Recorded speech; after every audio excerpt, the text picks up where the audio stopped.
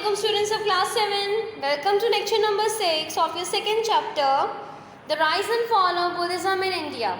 So students, in the last lectures I have explained you about that how Buddhism is spread and how it has faced a decline and downfall. So in the last lecture of this chapter I will explain you about the spread of Buddhism. If you talk about Buddhism, तो जब अशोका का time period ख़त्म हुआ, division हो गई दो groups में Buddhism की, देन डिक्लाइन इस तरह से फेस करना पड़ा, तो almost it has been managed, Buddhism has been managed, ख़त्म हो गया था बिल्कुल। एक तरह से कह सकते हैं कि इस मज़हब का इतना नाम नहीं रहा था। बट लेटर ऑन जो नेपाल की मिशनरीज थे, जो ग्रुप्स थे जो कि रिलीजन को स्प्रेड करते थे और टीचिंग्स जो हैं फॉरवर्ड करते थे, उन्होंने नियरली अपना एक प्लान किया और वो आहिस्ता आहिस्ता मूव हुए टू दी अदर पार्ट्स, यानी कि जो कि पार्ट्स ऑफ एशिया हैं, ताकि वहाँ जाके वो बुद्धिज़्म की तरफ लोगों को कन्वर्ट कर सकें, अपने रिलीजन की तरफ लेके आ सकें। उनका जो मेन एक फोकस था वो वहाँ पे, जहाँ पे उन्होंने स्पेशली एक अपनी टीचिंग्स फोकस की और उसको स्प्रेड किया, वो चाइना था। लेटर ऑन जो चाइनीज़ मॉन्क्स थे और स्कॉलर्स थे वो विज़िट करने लगे इंडिया।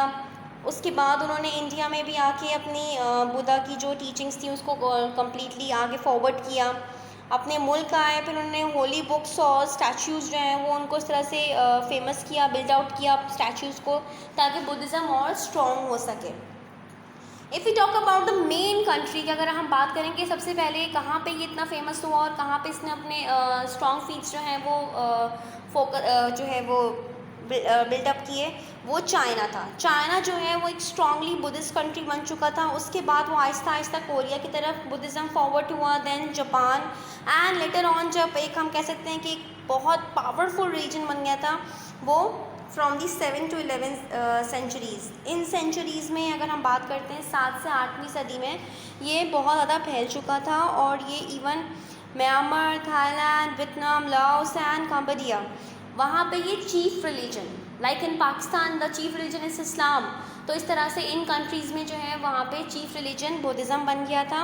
मलेशिया और इंडोनेशिया में भी इसका काफ़ी एक कह सकते हैं अफेक्टिव रिज़ल्ट था, बट लेटर ऑन ये इस्लाम जो है इस्लाम रिलीजन जो है वो चीफ़ रिलीजन हो गया था। अदरवाइज़ मलेशिया और इंडोनेशिया में भी ये बहुत स्ट्रांगली अफेक्ट कर चुका था बुद्धिज़्म। बुद्धिज़्म जो है अगर हम बात करते हैं तो इसके स्टैच्यूज़ और इनकी जो टीचिंग्स हैं वो उन्होंने कम्प्लीटली अपने स्टैच्यू, और जिस तरह से वो बुद्धा की एक थी कि बुद्धा का स्टैच्यू है and he was sitting under a tree, और वो sitting like folding his hand, वो उस तरह के स्टैच्यूज़ बड़े फेमस रहे। और थाईलैंड और म्यांमार, यहाँ पे भी हम देख सकते हैं कि इसके स्टैच्यूज़ जो है वो बनाए गए हैं। जिन जिन कंट्रीज़ में बुद्धिज़्म टीचिंग्स जो है वो बहुत स्प्रेड हुई और वहाँ पे चीफ़ रिलीजन अनाउंस किया गया बुद्धिज़्म को, वहाँ पे ये स्टैच्यूज़ जो हैं प्लेस किए गए, so that people can image and so people can strongly follow the teachings of Buddhism. Okay, so students, this is for enough today. Your chapter has been finished. I hope that you have got all the points. I have explained you about that how Buddhism started to spread in the time period of Ashoka, the Mauryan emperor, and later on how it divides into two groups, Hinayana and Mahayana, and how it faced a decline. Then later on it has been spread in different countries of the world. So China was the first one to have this strong, to follow the strong teachings of Buddhism, and then later on Japan, Korea, Thailand, Vietnam, Laos, Cambodia. So these all are the countries which have great influence of Buddhism. So students, inshallah next lecture में मिलते हैं। अपना बहुत सारा ख्याल रखिएगा। I hope that you have got all my points what I have explained you.